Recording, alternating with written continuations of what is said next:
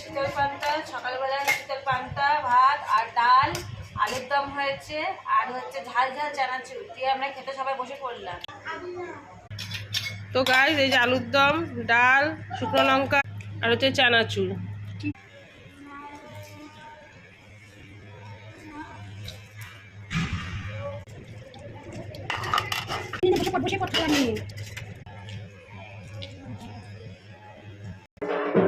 Guys, খাওয়া হয়ে গিয়েছে, এখন আমাদের বাড়িতে কুলো আসছে।